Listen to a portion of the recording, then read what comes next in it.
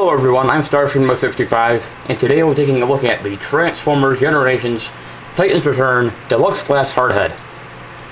Here is his package. It is about the same size as the Combiner Wars Deluxes, who did not come packaged as a comic. He does have some nice artwork up there, with his head flying off.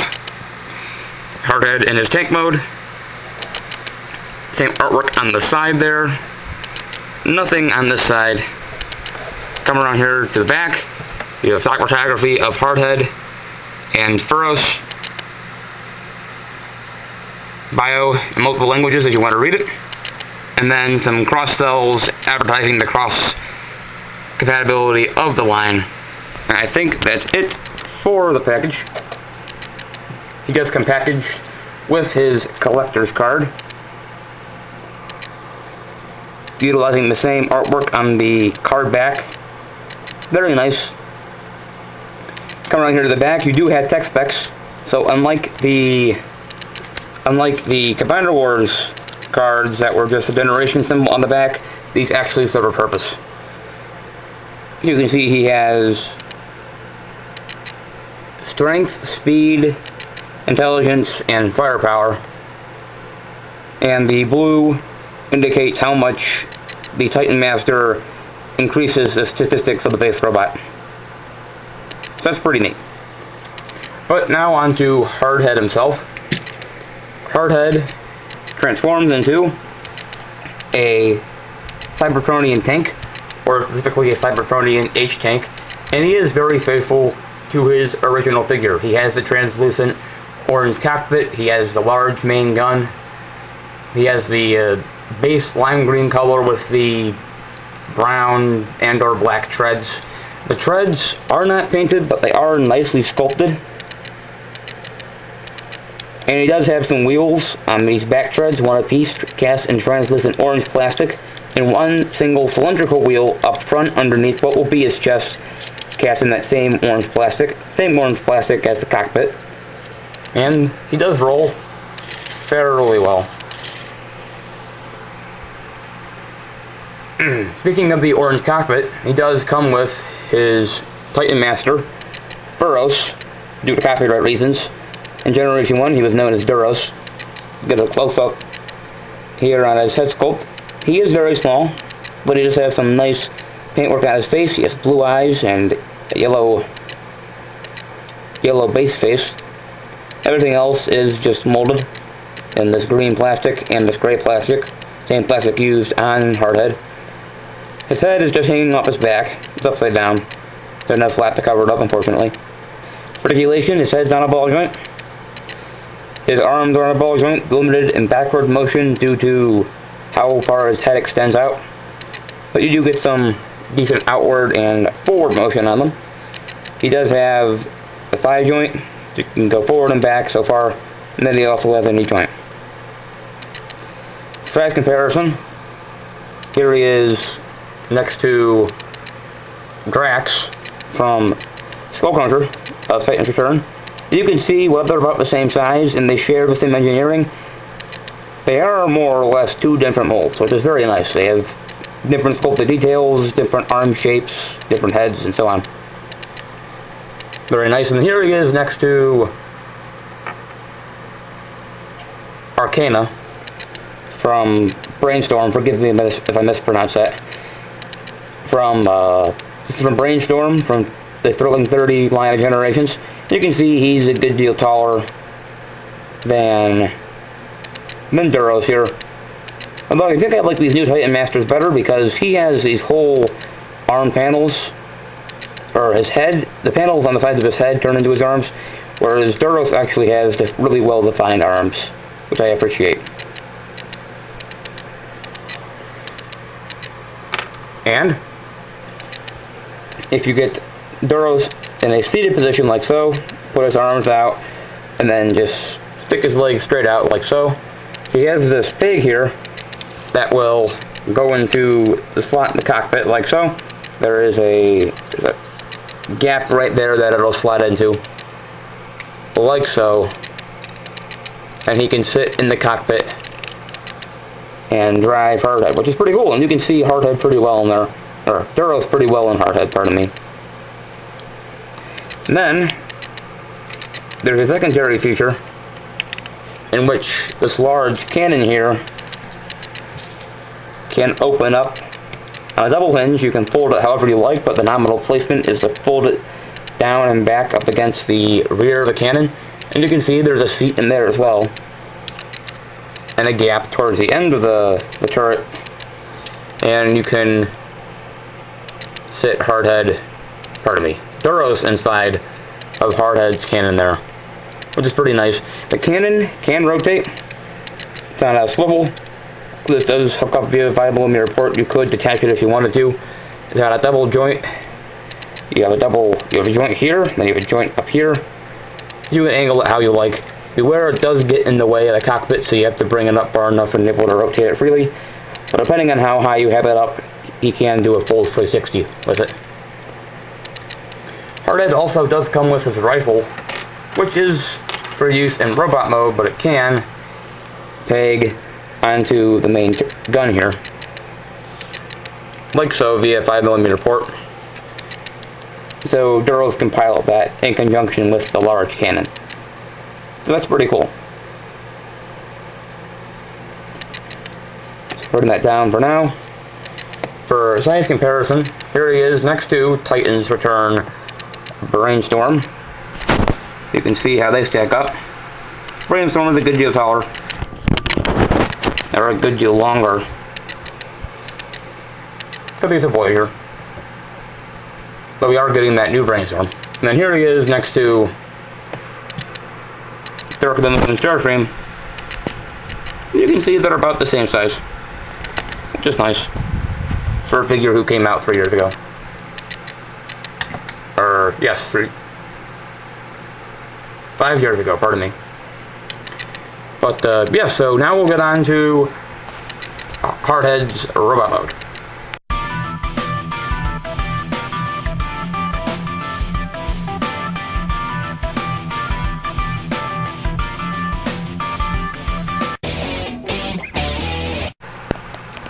Alright, so here we have Hardhead in his robot mode. And just as he was in vehicle mode, Hardhead's robot mode is very faithful to the original figure. He looks great. He's clean and thereby kibble-free. And the designer really did a nice job on him. Get up close here on the head sculpt. Again, this is the Headmaster Duros. You can see it's a very nice head sculpt. It is accurate to the Generation 1 toy and not the Sumbo or Headmasters animation model. I actually prefer this head sculpt on Hardhead. Then, as we're speaking of his head, we'll get down to posability now, sooner than later. His head, being a Headmaster, is on a ball joint. You got to get the cannon out of the way. But it can do a full 360, it can look that much up, that much down. The cannon, again, is on a double joint. It kind of pseudo-locks in up here, like so. There are these grooves that the cannon will fit into.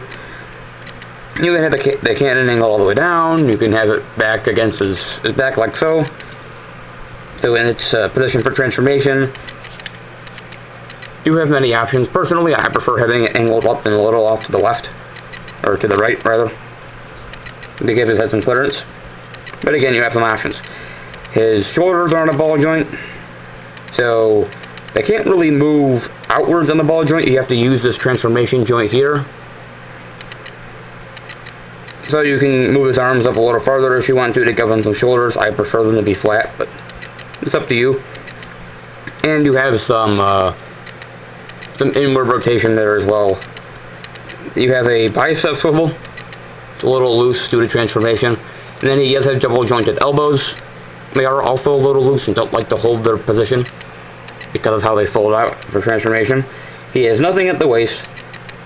Oh, I should mention that he does have wrist swivels. Very nice. And his hands do fold in and out for transformation. Nothing at the waist. He has ball jointed hips. So go that far back, that far forward. It's lots of motion there. and then that far out. Take it almost to the splits. The thigh swivel. It's quite tight on my copy of the figure. He does have a 90-degree movement there at the knee, and then his feet can move in and out due to transformation, and they are set at a wide stance for pseudo ankle articulation. So all in all, very nice, and there's lots of nice detail on this figure. He has 3 Autobot symbols visible. He has an Autobot symbol right there. It's very, very small, but it's right there, right above his abdomen.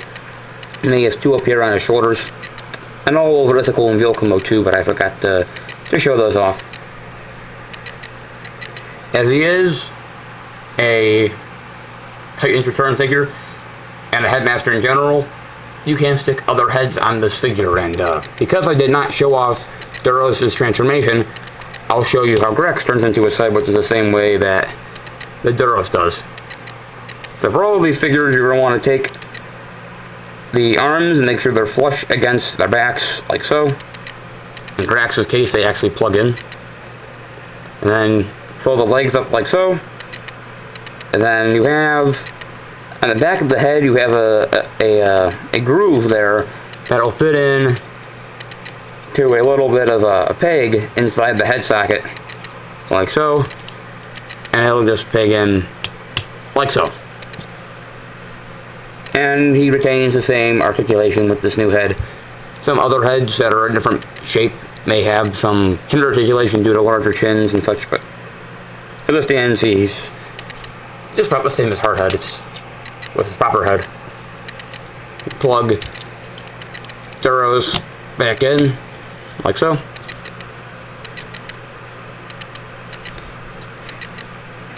So again, Hardhead does come with his rifle. The original Generation 1 toy, to my knowledge, came with 2 of these rifles, but it's molded just like the original. Has a very nice sculpted detail. It looks like a modern day assault rifle. There's a nice tactical bar up here. You have some sights. It is hollow. This side is more hollow than this side. Doesn't bother me all that too much. You can peg it on top of his cannon if you so choose, and then you can plug it into either of his hands, like so, and it looks quite nice. Speaking of handheld weapons, you can take the turret off of his back if you so choose, and you can plug this gun onto it if you so choose. I'm saying that a lot, and I apologize, but there's a 5mm port right there, and it can plug into his hand, although it does make him rather prone to leaning forward because it's such a large gun. But again, you have the option. Personally, I prefer to leave it on his back, as that is Hardhead's signature weapon, and it's essential to his silhouette. Just got to get into stand up straighter. For size comparison, here he is next to Generation Sterling 30 Brainstorm. You can see Brainstorm is a good deal taller because he's a Voyager, and he was a pretty tall Voyager to begin with, almost bordering on the Ultra class size. And they look good together. Again, we are getting a new Brainstorm, molded from Hardhead's Wavemate Blur. So we'll see how he turns out. He'll scale most definitely much better. And then here he is next to Generation's Follow Cybertron Starscream.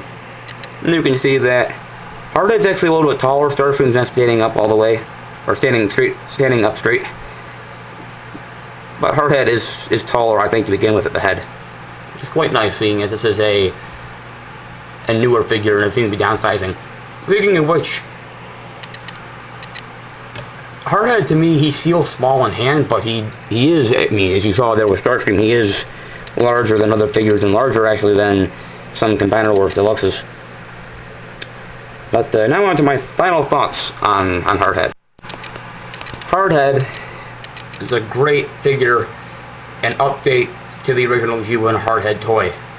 He is very posable, much more posable than the recent Combiner Wars Deluxes. And he's just fun. I love how Duros can sit both in the main gun and in the cockpit. I really liked the Headmaster gimmick with Brainstorm, and Brainstorm was my first official foray into the Headmaster play pattern. And I really enjoyed him.